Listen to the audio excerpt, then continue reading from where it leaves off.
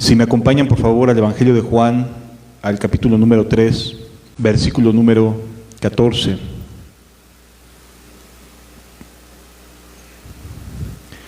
Jesús está hablando en este capítulo con una persona profundamente conocedora de las Escrituras. Se trata de Nicodemo. Nicodemo era algo así como un maestro, de los más afamados maestros que tenía la religión judía. Y Jesús estaba platicando con él, y entre las cosas que Jesús le está respondiendo es justamente qué se necesita para volver a nacer. ¿Qué debo hacer yo en lo particular para volver a empezar? Y de esto vamos a estar hablando de manera tal que pueda nuestro corazón arder en el anhelo de entrar en esta vida cristiana. Porque hasta el día de hoy, amados, muchas personas, no pocas, muchas personas no han experimentado en realidad lo que significa volver a nacer. Pero Dios es fiel y verdadero y no desea que ninguno, aunque todavía no haya alcanzado este estado de gracia, se quede atrás. Él desea que todos y cada uno de nosotros entremos y disfrutemos de las misericordias del Dios vivo y verdadero. Dice el versículo 14, y como Moisés levantó la serpiente en el desierto, así es necesario que el Hijo del Hombre sea levantado. Dice el versículo 15, para que todo aquel que en él cree no se pierda, mas tenga vida eterna. Lo vuelvo a leer porque Jesús está echando mano de un acontecimiento que había sucedido hacía algunos miles de años, ¿sí? Y dice la Escritura, versículo 14, y como Moisés levantó la serpiente en el desierto, así es necesario que el Hijo sea levantado, para que todo aquel que en él cree no se pierda, mas tenga vida eterna. Vamos a orar y pedirle a Dios que hable a nuestro corazón y que no permita que nos vayamos igual que como llegamos. Amado Rey, en verdad que te necesitamos profundamente. No tenemos nada bueno que ofrecerte y estamos conscientes de ello. Por el contrario, venimos a ti esperando que tú nos ayudes, escucharte a ti. Háblanos, Señor, y prepara nuestros corazones para escucharte, para oírte, para creerte. Te lo pedimos en el nombre de Jesús. Amén. Si me acompañan a este evento, está en el Antiguo Testamento, en el libro de Números. Nos vamos a encontrar justamente con este evento que se dio en aquel momento, en aquella época. Y la verdad es que son de las cosas que uno necesita aprender de cómo es Dios. Números capítulo 21 a partir del versículo 1. Dice la Escritura, cuando el cananeo, el rey Arad, que habita en el Negev, oyó que venía a Israel por camino de Atarim, peleó contra Israel y tomó de él prisioneros. Aquí vamos a hacer una breve reseña histórica para saber más o menos de qué estamos hablando. Después de que sale Israel de Egipto, recordemos que Dios le había prometido que le daría la tierra de Canaán, que poseería la tierra de Canaán. Y entonces Moisés va dirigiendo a toda esa gran cantidad de personas, lo va dirigiendo en dirección a Canaán.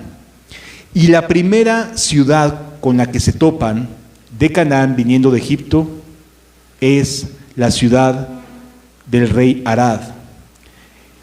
Esta ciudad se encontraba ubicada en el desierto del Negev.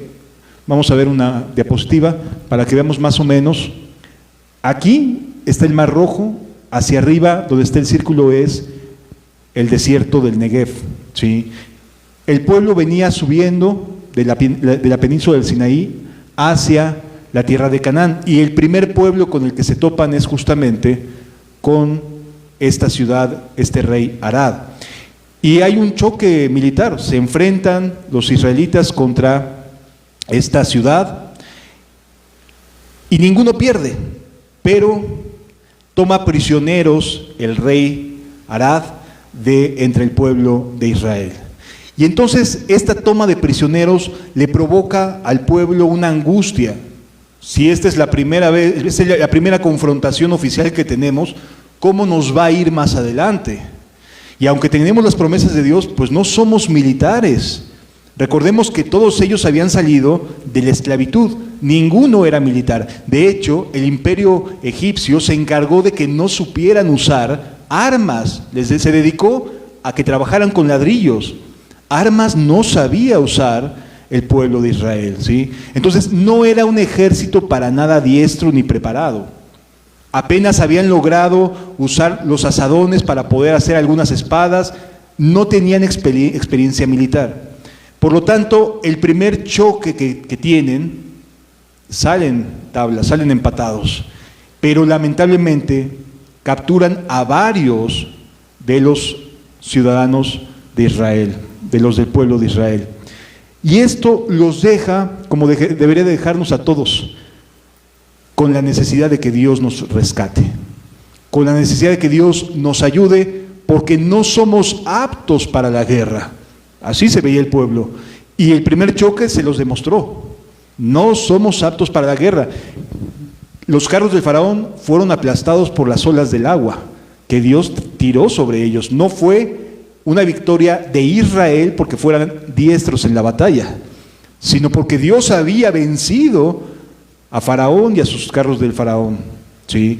Entonces ellos no tenían ninguna capacidad ni conocimiento militar, y este es el primer choque.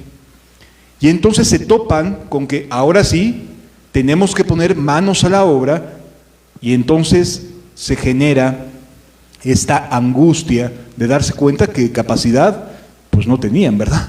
No eran militares. Versículo número 2. Fueron a Dios. Y lo que sucedió fue lo siguiente. Entonces Israel hizo voto a Jehová. Fueron a pedirle algo a Dios. Aquí ya vemos esta dependencia, este entendimiento de decir, nosotros no vamos a poder conquistar la tierra de Canaán. No somos militares. Y entonces van y piden a Dios lo siguiente. E Israel hizo voto delante de Jehová y dijo, si en efecto entregares este pueblo en mi mano, yo destruiré sus ciudades. Y Jehová escuchó la voz de Israel y entregó al cananeo y los destruyó a ellos y a sus ciudades y llamó el nombre de aquel lugar Horma. Ahora sí habían vencido, ¿sí? Su primer choque, cuando van en sus fuerzas, cuando van echándole ganas, pero sin haber orado, les salió mal. Pero ahora ya habían orado, ya se habían comprometido con Dios. Y esto es algo que debe ayudarnos a entender, que necesitamos compromiso para con Dios, con el reino de los cielos. No podemos ser simplemente cristianos de segunda o de tercera o de domingo y ya. Necesitamos comprometernos con Dios, porque de otra manera no habrá batalla que ganemos. Aunque tengamos las promesas, Israel tenía las promesas, pero Dios le demuestra que las promesas se cumplen por su poder, no por el poder de ellos. Por su gracia y no por la gracia de ellos. Así que nosotros estamos en el mismo contexto. No es por nuestras fuerzas, no es por tu capacidad ni por la mía. No tenemos nada que ofrecerle a Dios. Es Él el que nos ayuda, es Él y su gracia el que viene a favorecernos, ¿sí? Pero no somos nosotros. Y entonces nos dice el versículo número 4. Habían logrado entender y destruir a estas ciudades. Y de inmediato dijeron, ya la hicimos. Ya entendimos que hay que orar y pelear. Orar y pelear. Y sí, efectivamente. Pero aquí hay una enseñanza adicional que Dios quiere tener con ellos. Y es la obediencia y la confianza. Ya habían entendido el mensaje. Tú oras y yo te doy la victoria. Soy yo el que te doy la victoria, no tu capacidad. Soy yo. Pero también hay que dar la vuelta y tener paciencia y saber que Dios nos va dirigiendo conforme a sus planes y no conforme a los nuestros. Ellos ya se sobaban las manos y decían, ya de aquí hacia Canaán, y subimos y vamos acabando con todo. Ya sabemos cómo hacerlo, encontramos la fórmula. Oramos, nos comprometemos y Dios hace. Y sí, pero hay un aspecto dentro de los planes de Dios que a ellos les pareció desagradable, que no les gustó, que los entristeció. Algo llamado paciencia. Y nosotros en esta época la paciencia no es que nos florezca de manera muy pronta, ¿verdad? Queremos todo como si metiéramos algo en el horno de microondas, ponerlo un minuto y ya se calentó. Y ya está, podemos comerlo. O sea, queremos todo rápido y la paciencia no es nuestra mayor virtud, ¿verdad? Entonces, aquí Dios va a darles una enseñanza importante a los israelitas acerca de la confianza y la paciencia. Porque en lugar de subir a tomar la tierra como ellos ya estaban listos, ya me vi, ¿no? en aquella tierra, ahora Dios les pedía que descendieran. En lugar de subir hacia Jerusalén, si me puedes volver a poner el mapa, en lugar de subir hacia Jerusalén, les pide que desciendan. Ahí está en rojo, donde fue la batalla, donde destruyeron las ciudades, y entonces les pide, desciende hacia acá, hacia el mar, aunque la tierra de Canaán está allá al norte. Y entonces ellos no se explican por qué razón Dios les está pidiendo, retrocede. Señor, pero si esto ya me lo sé. Señor, pero si ya he tenido muchas enseñanzas acerca de esto, ya conozco a fondo estas cosas y estas doctrinas y empezamos nosotros a decir, pero si ya esto ya lo tengo bien dominado, Señor. ¿Por qué quieres que regrese? ¿Por qué quieres que vuelva a replantearme las cosas? Porque está dentro de los planes y los propósitos de Dios que lo hagamos. Hace algunos años atrás tuve que tener personalmente esta experiencia de volver a empezar, ¿sí? De decir, puedo ir hacia Canaán en tu nombre, pero Dios nos enseña que hay que regresar y ser pacientes hasta el momento en el cual Él decida darnos la victoria, ¿sí?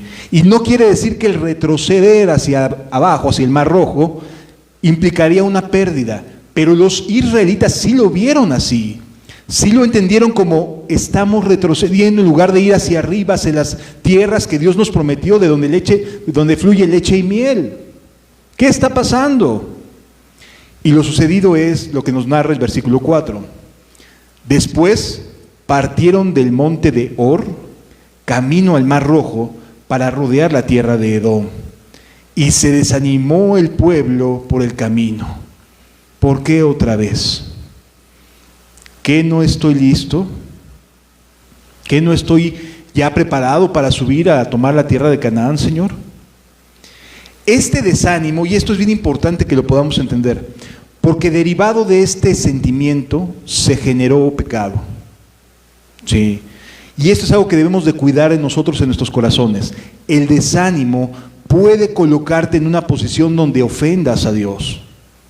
Desanimarte puede provocarte incredulidad, puede provocarte queja, puede provocarte molestia, enojo, frustración, y puedes caer o recaer en algún pecado, en alguna maldad, porque no estás cuidando tu corazón, teniendo confianza para con Dios, sino que estás dejando que, como dice aquí la Escritura, el desánimo se apodere de tus emociones, de tus pensamientos y después de tus acciones. ¿Sí? Y entonces nos encontramos en el versículo 5. Y habló el pueblo contra Dios y contra Moisés. ¿Qué generó el desánimo? Quejas, murmuración. ¿Por qué? Vamos a cambiar de líder. Mejor, ya íbamos para adelante. ¿Por qué estamos retrocediendo? Y comienza el desaliento a generar malas decisiones, pero en este caso más de estarse hablando unos a otros en este desánimo en contra de Dios y de Moisés. Y entonces, ¿cuál era el argumento que se decían? Fíjense nada más cómo el desánimo argumenta. Un estado emocional sí puede decir, oye, ¿no estás haciendo bien las cosas o sí? ¿O por qué razón Dios te permite esto? ¿O por qué Dios te deja hacer esto u otro y te hace atravesar por esta situación?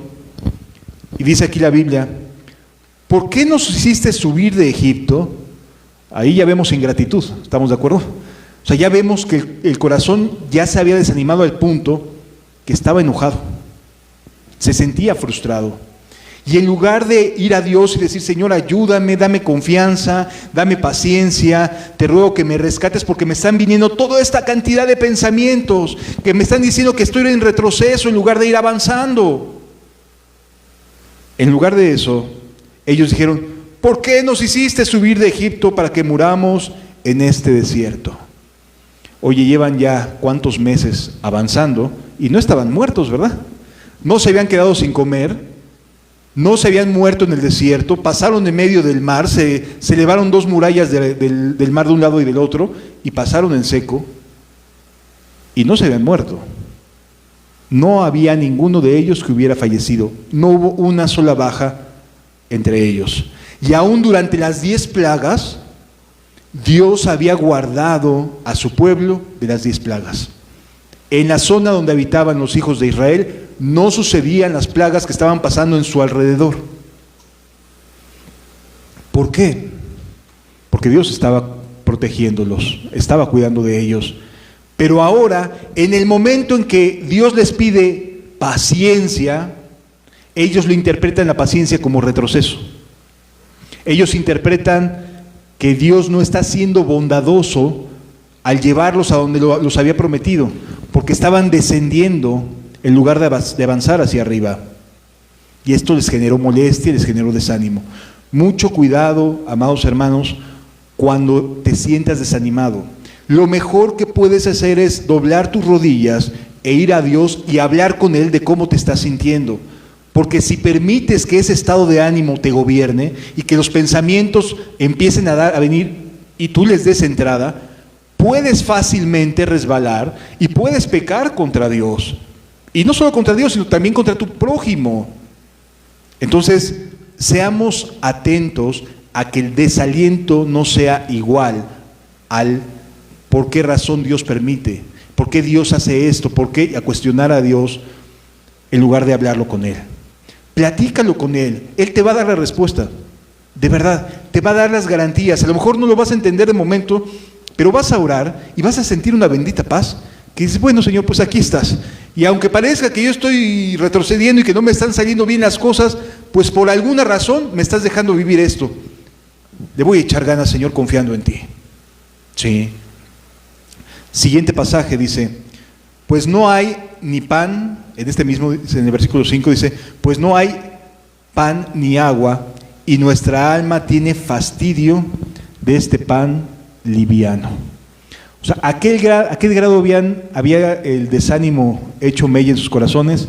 Que ya hasta el maná, que era un milagro que aparecía cada día enfrente de ellos, en sus tiendas, en su campamento, era un milagro, ya hasta la bondad de Dios de sostenerlos, lo veían mal. El desánimo no es un juego, amados. Recordemos que Jesús en varias ocasiones les dice a sus discípulos, tened ánimo. Y cuando los ángeles se le aparecían, por ejemplo a María, para avisarle acerca del nacimiento del niño, les dijo, no tengas miedo. O sea, siempre está Dios buscando que las emociones estén estables, porque una emoción sobreexaltada puede generarnos un estado del alma peligroso para nuestro bien, para nuestra comunión con Dios. Si lo entendemos, seamos cuidadosos y mejor vayamos y dediquemos tiempo a la oración y decir, Señor, líbrame de estos pensamientos que me están viniendo, líbrame de este desánimo, porque pareciera que me apachurra, que me estruje el corazón. Y entonces ya tenían fastidio de este pan tan liviano. Ante esta actitud, Dios va a corregir a su pueblo. Y dice la Biblia, entonces el pueblo vino a Moisés, dice el versículo 6, y Jehová envió entre el pueblo serpientes ardientes que mordían al pueblo, y murió mucho pueblo de Israel. ¿Qué sucedió? Que empezó a aparecer serpientes venenosas. Les llama serpientes ardientes. Hay una característica en esta zona de una serpiente que es pequeña, pero su mordida genera un ardor donde da la mordida, pero además comienza a esparcirse a través del torrente sanguíneo. La toxina que inyectan estas serpientes provoca ardor intenso en el lugar donde está la mordida y se va extendiendo hacia todo el organismo y termina colapsando el sistema respiratorio, terminan asfixiándose, ¿sí? Entonces, pues era una muerte muy fea. Y ahí estaban las serpientes entre el campamento, ¿sí? Y yo me imagino a ellos tratando de evitarlas y buscando que no se vaya a meter a mi tienda, a mis hijos, mi familia, etcétera. Y todo en lugar de buscar a Dios para que Él me consuele, están recibiendo este daño. Continúa diciendo la Biblia. Entonces el pueblo vino a Moisés y dijo, hemos pecado contra Jehová y contra ti. Ruega a Jehová que quite de nosotros estas serpientes. Y Moisés oró por el pueblo. Amado, algo que debe alertarnos es cuando a causa de nuestra manera de actuar, de nuestro desánimo, comenzamos a recibir cosas que nos son contrarias. Hay que interpretarlo como un aguas, como un foco rojo de que algo no le está agradando a Dios. Y mejor es ir y buscar, y Señor, ¿en qué te estoy fallando? ¿Qué puedo estar haciendo mal? Revélamelo, porque a lo mejor no lo veo, o quizás sí, y de inmediato me acuerdo, es que yo estaba con esta actitud con el hermano, con la hermana, y tuve esta actitud para con Dios, y siempre me la vivo. Te va a revelar, porque Dios es misericordioso, no quiere que te pierdas. Por supuesto que te va a decir, es por esto, es por aquello. ¿Sí me doy a entender? O sea, habla con Él, atrévete a buscar cuáles son las cosas que pueden estar siendo desagradables delante de su presencia. Y entonces Moisés ora a Dios y sucede lo siguiente. Y Jehová dijo a Moisés, hazte una serpiente ardiente y ponla sobre un asta, y cualquiera que fuere mordido y mirare a ella, vivirá. ¿Te puedes imaginar el momento? La gente normalmente entra en desesperación cuando está enferma.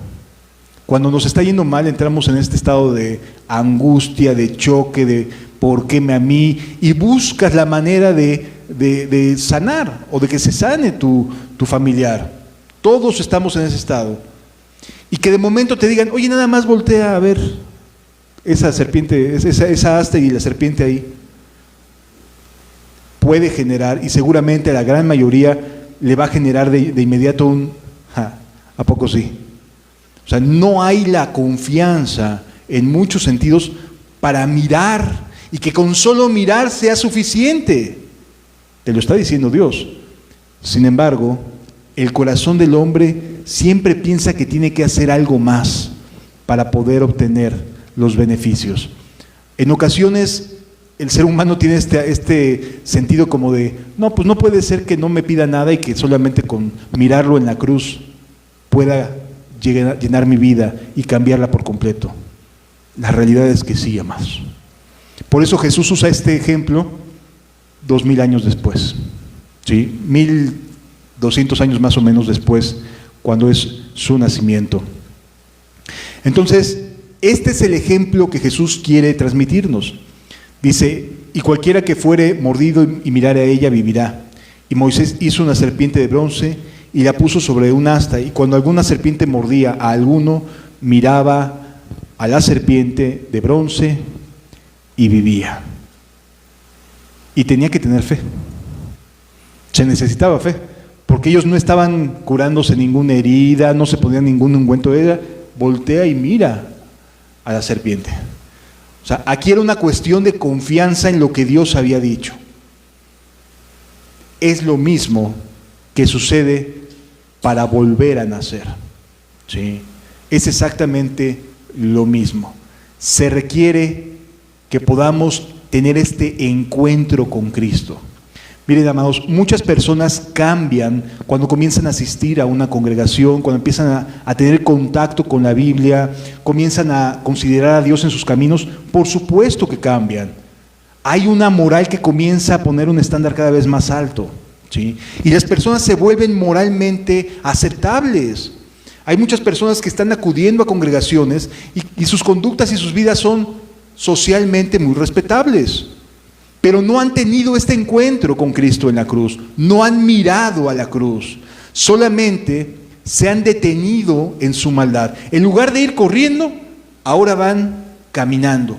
Ya no es tan frecuente su maldad, pero siguen cometiendo maldad.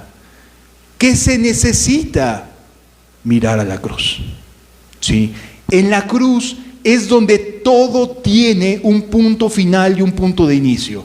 Nuestro pasado queda en la cruz e inicia nuestro presente y nuestro futuro con Jesús. Pero tenemos que mirar a Cristo, tenemos que ir a esa cruz. No hay otra manera de poder entrar en el reino de los cielos, no hay otra manera de que nuestras emociones sean llenadas de paz, de tranquilidad, de amor, de fe, de esperanza, de santidad. No hay otro camino. Solamente en la cruz, mirando a Jesús, lo que Él hace por mí es que podemos cambiar realmente. No tenemos nada que ofrecerle, porque en este caso los hebreos, los israelitas, no tenían nada que ofrecerle a Moisés ni a Dios. Simplemente Dios puso la salida. Miren a la serpiente ahí en el asta. Esa es la salida. Y de igual manera, regresando a Juan capítulo 3, Jesús se coloca a sí mismo como esa serpiente, como la única salida, como al único que hay que ver. No necesitamos ver organizaciones, no necesitamos ver a otras personas, no necesitamos ver lo que hace tal o cual religión o denominación. No, necesitamos ver a Jesús en la cruz. Es un encuentro visual y verdadero con Él. Es un momento personal, totalmente personal. No hay colectividades, eres tú y Él. Nadie podía salvarse porque su vecino mirara a la serpiente, ¿verdad? No, era algo que tenía que hacer de manera personal cada uno de ellos. Y de igual manera, cada uno de nosotros, de manera personal, necesitamos voltear y ver a Cristo en la cruz. No hay otra forma. ¿Sí? Entonces dice Juan capítulo 3.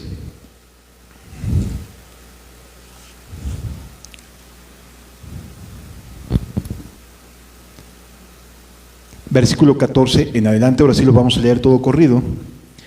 Y como Moisés levantó la serpiente en el desierto, ya entendimos de dónde toma Jesús esta historia, el Hijo del Hombre, o sea, Él, que está en el cielo, del Hijo del Hombre así es necesario que el Hijo del Hombre sea levantado. Por eso lo crucificaron. O sea, Jesús lo pudieron haber decapitado, matado a golpes, no. Lo pusieron en una montaña, en una sobresaliente montañosa, rocosa, el Gólgota o la calavera, como se dice en español, y ahí a vista de Jerusalén, porque ese lugar tiene la vista de toda la ciudad de Jerusalén, a la vista de todos, como diciendo, el mismo ejemplo, volteen, está a la vista de todos. Y ahí estaba Jesús crucificado en aquel lugar, a la vista de todos. No había nada oculto, no hay una serie de fórmulas que tengamos que resolver, está a tu alcance, está a la vista. Tú puedes tener ese encuentro con Jesús, lo puedes mirar y ser salvado. Versículo siguiente, para que todo aquel que en Él cree no se pierda, mas tenga vida eterna. Y esta perspectiva de Cristo no solamente es en un momento, es el resto de tu caminata cristiana, amado. Para llegar a la eternidad hay que seguir viendo a Cristo y enamorarse de Él y mantener el fuego de nuestro corazón vivo por lo que Él hizo por nosotros en la cruz. y saber que nos ama, porque esa es una muestra de amor. Fíjense lo que dice el versículo 16. Porque de tal manera amó Dios al mundo. Está visible a todo el mundo. No es de unos cuantos, no es de unos pocos elegidos, está visible a todo el mundo. Es un evento universal. Todos pueden mirar si quieren. Porque de tal manera amó Dios al mundo, que ha dado a su Hijo unigénito, para que todo aquel que en Él cree no se pierda, mas tenga vida eterna. No, Dios no quiere el mal del ser humano. Veamos lo que dice. Una persona que desea dañarte no te coloca a simple vista lo que te puede cambiar la vida. Alguien que desea que cambies te va a decir, aquí está, esta es la salida, esta es la única salida. Sí. Y Jesús fue crucificado en un monte para que todo el mundo pudiera verlo, para que todos pudiéramos saber que ahí está crucificado. Hoy en día, hasta la persona más ignorante del Evangelio, que no tenga Biblia, cuando menos sabe que Jesús murió crucificado. Cuando menos. Es un evento que ya todas las personas conocen, pueden verlo. ¿Sí? Entonces dice que ha dado a su Hijo unigénito para que todo aquel que en Él cree no se pierda, mas tenga vida eterna. ¿Qué debo hacer? Creer. ¿En qué debo de creer? En que ese sacrificio tomó tu lugar. En que ese sacrificio es Dios matando a su propio Hijo, dejando que los soldados romanos lo descuartizaran casi, que lo desangraran, para decirte, te amo, eres importante para mí, mira lo que le están haciendo a mi hijo. ¿Qué más necesitas? ¿Qué otro mensaje te puede transmitir amor? Hoy el ser humano busca amor, anhela ser amado, pero cuando le dicen, oye, mira, esta clase de amor, esos son mitos. Oye, mira esta clase de amor. Este amor es el estándar de Dios. Es la manera en la cual Dios te dice, oye, estoy contigo. Necesito que mires a mí.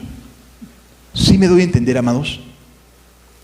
Esta clase de amor que Dios da, que Dios pone a tu alcance, que está visible para ti, no te lo da un ser humano. No te lo puede dar otra persona. ¿Cuál podría ser el mayor ejemplo de sacrificio desde el punto de vista netamente humano que conocemos? El de una madre sacrificándose en trabajo, en sacar adelante a sus hijos, ¿cierto? Creo que ese sería un grado de verdadero amor sacrificial que podríamos decir, de verdad, vale la pena considerarlo, porque no cualquier persona da su tiempo, da su esfuerzo, trabaja sus desvelos, sus desmañanadas. No cualquier persona. No cualquier persona dice, ¿qué quieres de comer, hijo? Como si fuera un restaurante, ¿no? ¿Qué se te antoja? Es el amor sacrificial que más tenemos como a la vista el ser humano, pero porque no está considerando el sacrificio de Cristo. Si tan solo supieras al menos en este día lo que te puede dar paz, si tan solo te dieras la oportunidad de abrir tu corazón y de entender con tu corazón y no con tu mente lo que Jesús vino a hacer por ti, tu vida cambiaría rotundamente. De tal manera amó Dios al mundo que ha dado a su Hijo unigénito para que todo aquel que en Él cree no se pierda, mas tenga vida eterna. Versículo 17. Importante mensaje de Dios. Porque no envió Dios a su Hijo al mundo, ¿para qué? Para condenar al mundo. Jesús no vino para condenar al mundo. Jesús no vino para salvar a unos pocos y que los demás quedaran condenados. No. La muerte de Jesús es exhibida de manera abierta, de manera pública, para que todo aquel que cree en este sacrificio cambie completamente su vida. El que en él, dice, porque Dios no envió a su Hijo para condenar al mundo, sino para que el mundo sea salvo por él. ¿De qué te quiere salvar Dios? ¿Cuál es la salvación que te ofrece? Porque muchas personas piensan que es algo muy terrible estar viviendo una separación matrimonial, por ejemplo, y no alcanzan a entender que esa separación proviene del egoísmo de cada individuo, ¿sí? Y entonces, en lugar de ver su propia condición, terminan mirando lo que hace el otro. Y eso genera ruptura, ¿sí? Ok, ¿de qué te salva Cristo? ¿A qué vino Jesús? ¿Por qué dice la Biblia, no vino para condenar, sino para salvar? ¿Pero de qué? La mayoría de las personas no se sienten incómodas cuando hacen alguna maldad. La mayoría de las personas están tan acostumbradas, tan habituadas, que no se sienten incómodas, no piensan que merezca salvación lo que están haciendo. No lo ven. Piensan que es normal. Este sistema, este mundo, ha generado la idea de que es tan normal que no necesita salvación. El problema es que cuando vienen las consecuencias de la normalidad de tus acciones pecaminosas o malvadas, es cuando dices, ¿por qué me está pasando esto? Porque estás escuchando un mensaje que te está todo el tiempo relativizando, que es normal que la gente se conduzca de esa manera, que no necesita salvación ser un mentiroso, que no necesita ser salvación la lujuria, que no necesita salvación de esto y de aquello, porque es normal. Y entonces te quitan la capacidad de poder decir, Señor, sálvame. Sálvame de estas cosas. Ayúdame en esto, porque de plano yo no puedo. ¿Sí lo vamos entendiendo, amados? Todos aquellos mensajes que te quieren hacer sentir un poquito más alivianado cuando haces algo mal, es un mensaje que no proviene de aquel que quiere librarte de tu maldad. Entonces, dice el versículo siguiente, el que en él cree no es condenado. ¿Qué pasa cuando creemos realmente y de corazón? ¿Qué pasa cuando decimos, yo no quiero ser condenado? Porque el mundo siempre me va a estar diciendo, es normal, no te preocupes, no pasa nada, todo el mundo lo hace. Y entonces te dice, pues es que tú no eres como fulano de tal, ¿verdad? No, pues es que te estás comparando con los peores. No te compares con los peores, no te compares con el que está en la cárcel, no te compares con el que todo el tiempo está en riesgo por estar metido en cuestiones de drogas, ¿verdad? No te compares con los peores. Es que yo no soy como el tío fulano de tal, que se la vive borracho en la banqueta. No te compares con él, porque no está bien él y tampoco tú. Es importante que podamos diferenciar que lo que Dios quiere es librarte de ti mismo, de ese corazón que no puede estar en paz. Pero para que ese corazón sea ayudado, tienes que reconocer que necesitas su ayuda. ¿Sí? Y como todo el tiempo nos están diciendo familiares, amigos, en el trabajo, en los programas de televisión, en la radio o en el internet, todo el tiempo nos están bombardeando como es normal, no necesita salvación. Muy pocas personas no entienden lo que Jesús vino a hacer. Pero Dios dio su vida para salvarte. No es poca cosa, ¿eh? Es un mensaje muy serio que nos está mandando una idea muy clara. El mundo no está bien, aunque te digan que sí. Las cosas no van bien, aunque te digan es normal. No es normal la gran cantidad de muertos que hay en el mundo, de homicidios, de tragedias. No es normal, amado. No es normal las violaciones, no es normal los robos, no es normal los hurtos. No nos acostumbremos a ello, más bien anhelemos cambiar de ello. Sí. Y dice, el que en él cree no es condenado, pero el que no cree, y Satanás sabe muy bien que hay que opacar a Cristo para que no se pueda creer en Él, para que su mensaje no llegue. El que no cree,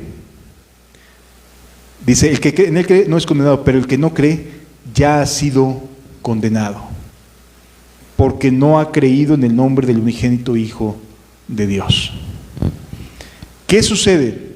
Si todo el tiempo te están evitando que mires a la cruz, si todo lo que hace este sistema, este mundo es ocupar tu mente, angustiarte, afligirte, afanarte, oye, mejor ¿qué tal si te propones cambiar de carrito en este sentido? Y empiezas a siempre tener otros estándares que seguir, no vas a voltear al Calvario, no te va a dar, no vas a tener tiempo para mirar y decir, ¿por qué Jesús murió? Yo recuerdo muy claramente que el día que Dios me rescató, yo estaba abrumado por toda mi maldad. Y cuando Dios me hizo saber que Él había muerto por mí, mi primera pregunta fue, ¿por qué? ¿Por qué? Y su respuesta fue, por todo esto que me estás diciendo que has vivido mal. ¿Sí? Es decir, cuando se entiende por qué tuvo que morir, si el ser humano pudiera cambiar por sí mismo sin ayuda de Dios, Jesús no habría tenido la necesidad de morir de esa manera. Pudo haber continuado siendo un maestro maravilloso, pudo haber continuado con su vida de milagros y de sanidad, pudo haber seguido haciendo mucho bien a la humanidad, pero no era lo que la humanidad necesita. El mundo no necesita más conocimiento. El mundo no necesita mayor capacidad o mayor inteligencia. El mundo entendería muchas cosas si Dios entrara en su vida, pero el mundo desea mantener a Dios fuera de su vida. Y por esa razón, todo lo que hace, las grandes cantidades de inversión en propaganda, en publicidad, en comerciales, todo el tiempo es mantén a Dios fuera de tu vida. No lo acerques, porque te puede cambiar. Y ya para mi empresa no conviene que cambies, porque vas a dejar de ser un consumista. ¿Sí lo entendemos? O sea, a las empresas no les preocupa tu vida. Al mundo capitalista no le preocupa tu vida. Al mundo socialista no le preocupa tu vida, solamente el poder. Ellos viven manteniéndote lejos de Dios, para que tu vida no sea transformada.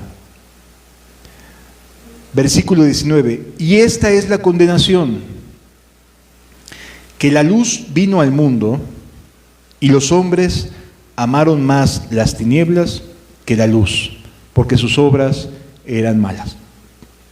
¿Por qué a la gente no le gusta acercarse a Dios?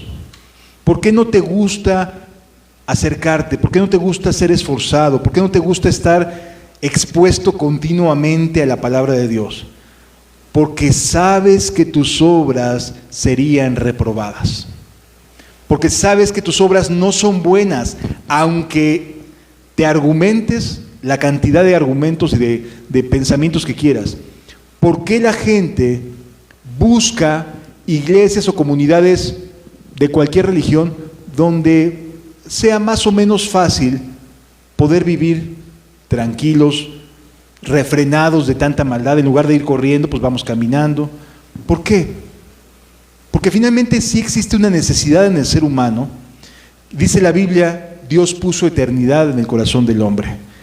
Todos los hombres, hasta el más ateo de los ateos, tienen necesidad en algún punto de respuestas de parte de Dios, de tener que enfrentarse al tema de Dios.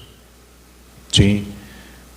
Y entonces existe esta necesidad, pero es mucho más cómodo pensar, bueno, sí creo en Dios, pero lo creo que en un Dios así como lejano que no se mete en mi vida. Amado, el mensaje que te está mandando en la cruz no es de un Dios que no se esté metiendo en tu vida, es de un Dios que está queriendo meterse en tu vida, porque lo quieren alejar completamente. No quieren a Dios en tu corazón, no quieren a Dios en tus pensamientos, y entonces ¿qué te dicen? Eres un exagerado, eres un radical, eres un extremista, porque no quieren a Dios en tu vida. Porque si Dios mete en tu vida, tú cambias y cambia todo a tu alrededor. ¿Sí me estoy dando a entender, amados? La luz vino al mundo y los hombres amaron más las tinieblas que la luz. Los hombres buscan a otras personas con sus propias maldades. Con lo mismo, ¿dónde poderme encontrar cómodo? Que no me esté sintiendo incómodo, que no me sienta redarguido, que mi conciencia no me diga nada. ¿Con quiénes es mejor compartirlo? Pues con otros. Y entre lobos te veas, ¿no? O sea, no es una cuestión saludable quererte evadir, porque te vas a buscar personas que quieran evadirse contigo, que no quieran la luz, que no quieran decir, ¿cómo estoy delante de ti, Señor?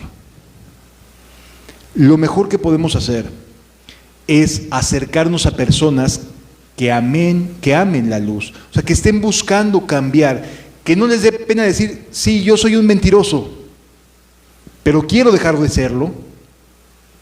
Y entonces viene la ayuda de Dios. Sí es cierto, yo soy esto, yo soy aquello, pero quiero dejar de serlo. Y por supuesto que viene la ayuda de Dios.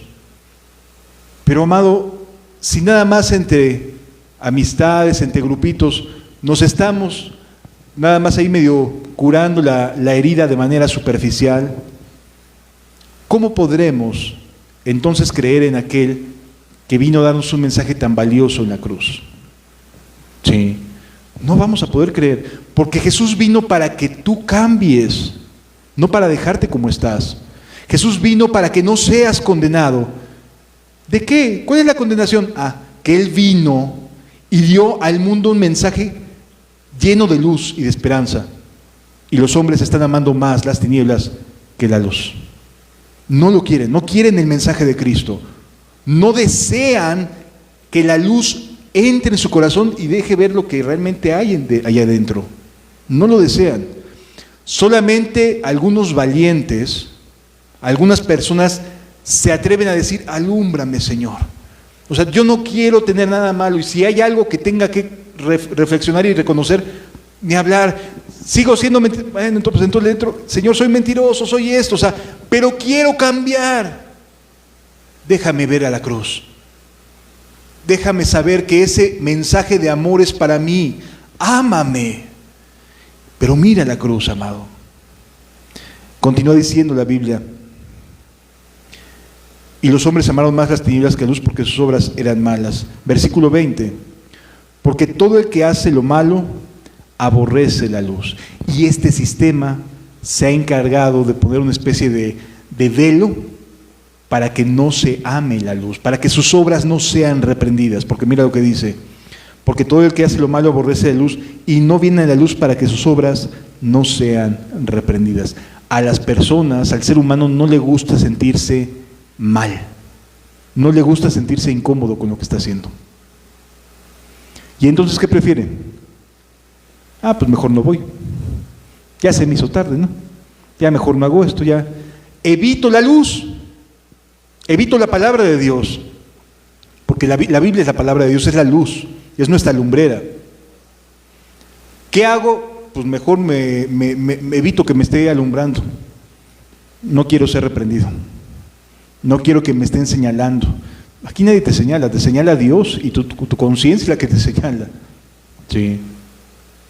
Pero sí es muy importante que puedas comprender, el que ama la luz, el que aborrece la luz, no se va a acercar, se va a alejar. Por eso muchas veces vienen personas, vienen unas veces y luego se van. Aborrece la luz. Dios está hablando por medio de su palabra y no lo quieren oír. No desean cambiar. Sí. Versículo siguiente dice, mas el que practica la verdad viene a la luz. ¿Qué hace alguien que realmente es verdadero, que en verdad es sincero, que quiere hacer el cambio en su vida? Pues aquí estoy, Señor, y dame. Quiero cambiar, dame de cocolazos, pero quiero cambiar, quiero ser distinto. Sí. No quiero permanecer en las tinieblas, no quiero decirme cristiano y no serlo, no quiero engañarme, Señor. Ábreme mis ojos, dame colirio para poder mirar bien cómo estoy caminando, porque no deseo ser engañado. Esa es una persona que va a tener una respuesta concreta de Dios y te va a señalar cosas que sabes que estás haciendo mal y que quieres evadirte a como dé lugar. Pero Dios no desea tu daño. Mas el que practica la verdad viene a la luz para que sea manifiesto que sus obras son hechas en Dios. Es decir, que quiere creer en Cristo. Por eso estamos aquí. Por eso hacemos todo lo que es necesario para poder transmitir la verdad del Evangelio a cada persona. Y por eso hay trabajo que hacer, y por eso Dios quiere usarte y usarnos para poder hablar, para poder testificar, porque Él desea que estemos caminando en luz y que no nos engañemos a nosotros mismos, que seamos realmente redarguidos. Bendito sea Él por su ayuda y su misericordia. Ahora entendemos más claramente que lo que estaba buscando el pueblo de Israel no solamente era evitar la muerte, sino también mirar al que da vida, a Cristo. Sí. Amado, las muchas horas que podamos tener de caminata o la religión que hayamos tenido, si no nos lleva a mirar a la cruz, no ha servido de nada en lo absoluto. Puede ser una persona que se haya arrepentido de sus pecados, ¿sí? Puede ser una persona que viva arrepentido de sus pecados, pero luchando por ti mismo para no volver a caer. Si miraras a la cruz, sabrías que ahí está la garantía para ser guardado en santidad. Si entendieras lo que en la cruz puedes ver, ese amor derramado de Dios, cambiaría tu panorama completamente. Pero es necesario, y eso a veces duele, reconocer que el solo moralizarse, es decir, dejar de hacer lo malo en la práctica o en la manera tan fea que venía haciéndolo, no te garantiza nada, ¿eh? Solamente Cristo en la cruz te da una nueva vida. Solamente Él. Sí. Quiero concluir con una parte de la plática aquí mismo de Juan capítulo 3, del testimonio que Jesús le está hablando, porque aquí estamos en la plática entre Jesús y Nicodemo, pero esta plática surge por una inquietud que tiene un rabino, Nicodemo. Dice a partir del versículo número 1: había un hombre de los fariseos que se llamaba Nicodemo, un principal entre los judíos. Era alguien muy docta en cuestiones de la Torá, de la ley, de la religión judía. Este vino a Jesús de noche y le dijo: Rabí, sabemos que has venido de Dios como maestro, porque nadie puede hacer estas cosas, estas señales que tú haces si Dios no está, si no está Dios con él. Amado, todos nosotros que estamos aquí, todos sin excepción, alcanzamos a reconocer esto, cuando menos. Sabemos que Jesús es, como mínimo, maestro, porque nadie puede hacer las señales que Él ha hecho si Dios no estuvo con Él. ¿Sí? Como mínimo todos reconocemos intelectualmente esto. Pero Nicodemo tenía una inquietud que necesitaba una respuesta. ¿Por qué razón no puedo vivir como la Biblia me enseña que debo vivir? ¿Por qué razón continúo, ya no en la misma cantidad, pero sí de vez en cuando, en las mismas cosas que tenía? La respuesta está aquí. Versículo 3. Respondió Jesús y le dijo: de cierto te digo, que el que no naciere de nuevo no puede ver el reino de Dios. Si no naces de nuevo, jamás vas a poder experimentar lo que significa caminar en el reino de Dios. Nacer de nuevo es la solución, es la respuesta que Jesús plantea para poder caminar con Él. Continúa diciendo, Nicodemo le dijo: ¿cómo puede un hombre nacer siendo viejo? Oye, pues ya tengo mis varios años de kilometraje, ¿cómo me dices que puedo volver a empezar? ¿Cómo es esto? ¿Puede acaso entrar por segunda vez en el vientre de su madre y nacer? Y la respuesta de Jesús dice, versículo 5, respondió Jesús: de cierto te digo que el que no naciere de agua y del Espíritu no puede entrar en el reino de Dios.